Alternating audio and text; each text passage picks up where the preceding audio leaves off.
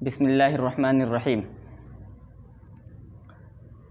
ایک شخص ہے جس نے قربانی کا جانور خریدا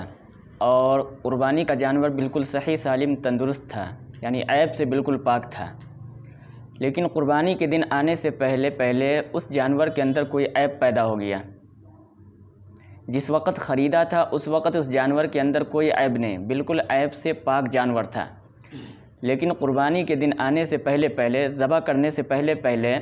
اس جانور کے اندر کوئی عیب پیدا ہو گیا، اور ایسا عیب پیدا ہو گیا جو قربانی کرنے سے مانع ہے، یعنی اس عیب کے ساتھ قربانی کرنا جائز نہیں ہوتا، اس جانور کو قربانی میں ذبح کرنا جائز نہیں ہوتا، اس طرح کا عیب پیدا ہو گیا ہے۔ تو اب کیا حکم ہے؟ کیا اسی جانور کو قربانی کرنا جائز ہوگا یا دوسرا جانور خریدنا پڑے گا؟ تو دیکھیے، اس مسئلے کی دو شکل ہے۔ ایک تو یہ ہے کہ جس آدمی کے جانور کے اندر عیب پیدا ہوا ہے اس آدمی کو دیکھیں گے کہ وہ آدمی مالدار ہے یا غریب ہے۔ مالدار کا مطلب صاحب نصاب ہے یا غیر صاحب نصاب ہے، یعنی ایسا شخص ہے جس کے اوپر قربانی واجب تھی یا ایسا شخص ہے جس کے اوپر قربانی واجب نہیں تھی، مالدار کا یہ مطلب ہے۔ تو اگر ایسا شخص ہے جس کے اوپر پہلے سے قربانی واجب تھی اور اس شخص کے جانور کے اندر عیب پیدا ہو گیا ہے، تو اب یہ شخص اس جانور کو قربانی میں ذبح نہیں کر سکتا،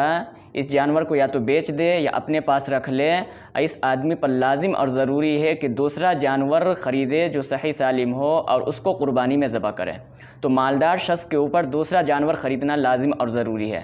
اور اگر یہ شخص غریب ہے، یعنی اس کے اوپر قربانی واجب نہیں تھی، اپنے شوق سے ثواب کمانے کے لیے یہ قربانی کرنا چاہ رہا تھا،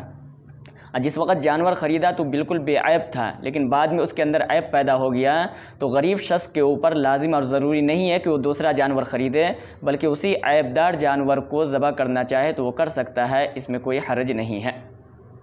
تو خلاصہ کلام یہ نکلا کہ مالدار شخص کے اوپر دوسرا جانور خرید کر کے قربانی کرنا لازم اور ضروری ہے، اور غریب شخص کے اوپر اسی جانور کی قربانی کر دینا کافی ہے۔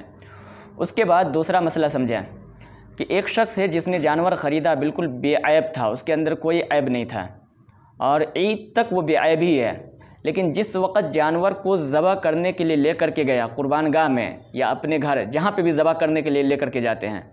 تو ذبح کرنے سے پہلے اس کے اندر عیب پیدا ہو گیا۔ وہ عیب اس طرح سے پیدا ہو گیا کہ جب جانور کو لٹا رہے تھے ذبح کرنے کے لیے، اس کو باندھ رہے تھے، تو اس میں جانور اچھل کود کیا، اس اچھل کود کرنے کی وجہ سے اس کا ٹانگ ٹوٹ گیا یا اس کی دم ٹوٹ گئی یا اس کا سینگ ٹوٹ گیا، جس کی وجہ سے عیب پیدا ہو گیا ہے۔ تو اس عیب کے پیدا ہونے کی وجہ سے قربانی میں کوئی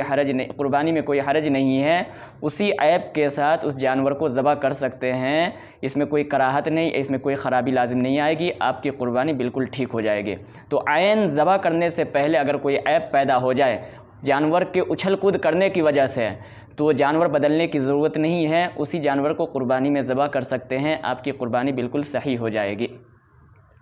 امید ہے کہ آپ حضرات کو یہ دونوں مسئلے سمجھ میں آ گئے ہوں گے۔ اگر سمجھ میں آ گئے ہوں تو آپ ہماری اس ویڈیو کو دور تک پھیلائیں اور اپنے دوست احباب میں شیئر کریں۔ ہمارے چینل شفا آن لائن کو ضرور سبسکرائب کریں۔